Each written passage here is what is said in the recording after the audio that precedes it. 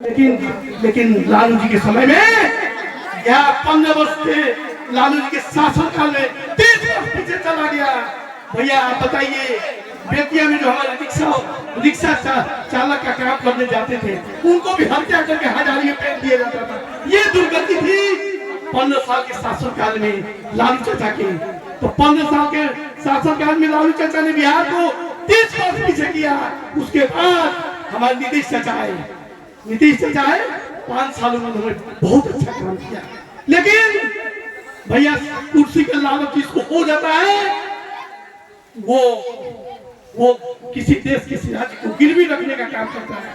नीतीश चाचा को लालच हो गया कुर्सी का, और कुर्सी पकड़े रहे, कभी लालू जी के साथ और कभी भाजपा वालों के साथ अपना समय बिताते रहे। बिहार पिछड़ता चला गया। साथियों समझिए इस बात को समझना होगा। कोई बंदूक के बल पर लूटा तो कोई कलम के बल पर लूट रहा है। कहीं चले जाइए, कहीं आपको पनाह मिलने वाला नहीं है। लेकिन आप देखिए, ये बीजेपी वाले जो हिंदू मोहम्मद, हिंदुस्तान पाकिस्तान की बात करते हैं, ये जो हमारे अंतर्गार बिहार भाइयों को बनाकर रखा गया है केवल तालियां बजाने के लिए और उनके पक्ष में बोलने के लिए। बताइए, बीजेपी वाले आते हैं, मोदी जी को हम लोगों ने 40 से 39 सीट जिताकर भेजा था, लेकिन मोदी जी ने बिहार में कोई काम नहीं किया। केवल आते हैं 5 साल के बाद ये लोग तोड़ने वाले लोग हैं, और जब आते हैं तो हिंदुस्तान पाकिस्तान, हिंदू मोहम्मद, यहाँ तक कि इन लोगों ने गाय माता को भी नहीं बख्शा। ये जब चुनाव आता है तो गाय माता को कटवा कर मंदिरों में फेंक देते हैं। ये मोहम्मदों का कर्म नहीं है कि केवल चुनाव में ये कलम करे मोहम्मद भाई। मजबूरी में हिंदुओं का इस्तेमाल किया गया, और ये केवल हिंदू मोहम्मद करके 15 वर्ष में हमारे जो प्रधानमंत्री नरेंद्र मोदी जी ने सत्ता पर काबिज हुआ, लेकिन बिहार के लिए कोई काम नहीं किया। बताइए भाइयों, आपका अगर 5 को बच्चा है, 4 को बच्चा है, तो जो सबसे कमजोर बच्चा है उसको आप लोग चाहिए कि गार्जियन के तौर पर उस जो कमजोर बच्चा है वो भी आगे बढ़ जाए। लेकिन नरेंद्र मोदी जी ने प्रधानमंत्री रहते हुए बिहार को गर्त में ढकेलने का काम किया। भैया हिंदुस्तान पाकिस्तान, हिंदू मोहम्मद की बात नहीं होनी चाहिए, यहाँ बिहार की बात होनी चाहिए। बिहार को भी आगे बढ़ने का मौका मिलना चाहिए। समझिए इस बात को भैया, नहीं समझिएगा तो हम लोग का कुछ नहीं जाएगा, आपका सब कुछ चला जाएगा। और 78 वर्ष बाद भी बिहार सबसे गरीब राज्य, सबसे बेरोजगार राज्य, सबसे अशिक्षित राज्य है। भैया हम लोग समझा रहे हैं, समझ जाइए, कल सवेरा होने वाला है, नहीं तो चिराग जलाने वाला भी बिहार में कोई नहीं बचेगा।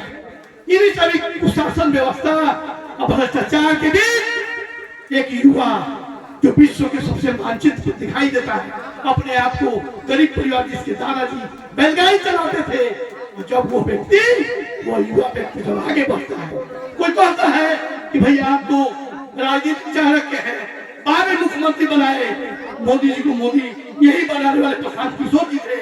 हर मोदी, घर घर मोदी का नारा इन्होंने लगाया था। जब प्रधानमंत्री से तय था कि जब वो जीतेंगे और हिंदुस्तान के वजीर आजम बनेंगे तो बिहार को आगे बढ़ाएंगे, प्रशांत जी से तय था। लेकिन जब वो आदमी आगे बढ़ा तो प्रशांत जी को दरकिनार किया। प्रशांत किशोर ने कसम खाया, इस मिट्टी की कसम, बिहार की मिट्टी की कसम, कि जब तक मैं बिहार को आगे नहीं ले जाता, मैं बिहार को बिहार नहीं बना देता, यहाँ के गरीबों बच्चों को विश्व स्तरीय शिक्षा नहीं दे देता। कि गरीब जब बेटा पैदा करता है तो गरीब का भी सपना होता है कि मेरा बेटा पढ़ लिख के और डॉक्टर, इंजीनियर, IAS बने, लेकिन गरीबों का सपना कहाँ चला जाता है? पैसे के अभाव में गरीबी, भैया गरीबी सबसे बड़ी पैर है, और गरीबी के हाल में जीता है उसका बच्चा अशिक्षित रह जाता है। क्योंकि जिन सरकारों ने सब इस तरह का दावा किया कि बिहार को बहुत आगे ले गए, तो बिहार कहाँ है? 78 वर्ष के बाद भी बिहार सबसे नीचे है। इसलिए मैं कहना चाहता हूँ कि गरीबों को प्रशांत किशोर ने कसम खाया, इस बिहार की मिट्टी की कसम, वो बिहार के सहरसा के जन्मा वो पुत्र कसम खाया कि जब तक बिहार को ये गरीबी, बेरोजगारी और शिक्षा से ऊपर नहीं ले जाऊंगा तब तक मैं अपने घर वापस नहीं लौटूंगा। साथियों, आपके हमारे लिए वो व्यक्ति दिन रात मेहनत करता है, चलते चलते उसके पैर का नस फट जाता है, लेकिन वह रुकने वाला नहीं। अभी देखिए किसी मीटिंग में उस व्यक्ति का 3 को फाटा टूट गया, ये दर्द से करा रहा है, लेकिन वह अपना जो बिहार को नया बिहार बनाने का जो शपथ लिया है उसे पीछे नहीं हट रहा है। इसलिए हम लोग को फर्ज है, और हम लोग देखिए जब जब धरती पर अत्याचार हुआ है, ईश्वर ने न किसी को इस धरती से पाप मुक्त कराने के लिए भेजा है। हमको तो लगता है कि यह जो युवा जिसका नाम प्रशांत किशोर है, यह भगवान का भेजा हुआ दूत है, जो कि पूरे बिहार को, बिहार के पापियों को दरकिनार करके और एक नया बिहार बनाएगा। भैया, इसमें आप पीछे नहीं रह जाइए, कदम से कदम मिलाकर दिखा दीजिए। इस बिहार की मिट्टी में जन्म लिए तो इस बात को प्रमाणित कर दीजिए, एक प्रशांत किशोर नहीं, पूरे बिहार के युवा जितने बिहार के सब प्रशांत किशोर है। और वो दिन दूर नहीं है जब गरीब बच्चों को वर्ल्ड क्लास का शिक्षा दिया जाए, गरीब के बच्चे भी पढ़कर डॉक्टर, इंजीनियर, IAS, IPS बनेंगे। और हमारी सरकार जो अक्टूबर नवंबर में चुनाव होगा, जन सुराज की सरकार बनते ही जितने हमारे युवा साथी जो बोरड होने गए हैं बाहर, अब इसी मिट्टी पर, इसे बिहार की धरती पर उनको रोजी रोजगार 10 से 15 हजार का दिया जाएगा। यह हम लोग का दूसरा काम। तीसरा काम, जितने हमारे जो वृद्ध जन है, जो हमारे माता और पिता तुल्य लोग हैं, 400 पेंशन देता है साथी, क्या होने वाला है। लेकिन प्रशांत किशोर ने कहा कि वैसे माता वैसे पिता तुल्य लोगों को 2-2 हजार पेंशन दिया जाएगा, इसलिए कि वृद्ध व्यक्ति भी अपने बेटा के भरोसे नहीं रहे, वो अपनी खुद की जिंदगी खुद संभाल सके, अपना अच्छा से गुजारा कर सके। ये प्रशांत किशोर के तीसरा काम है। साथियों, किसानों के लिए भी मोदी जी बोले थे 2 गुना आय करेंगे, लेकिन मोदी जी ने तो नहीं किया।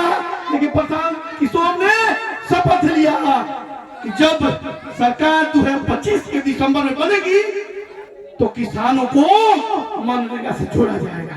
अब मनरेगा से जोड़कर उनके किसान, उनके खेतों में जो कमर्शियल क्रॉप लगाएंगे, उनके खेतों में जो मजदूर काम करेंगे, उनके मजदूर का भुगतान मनरेगा के तहत किया जाएगा।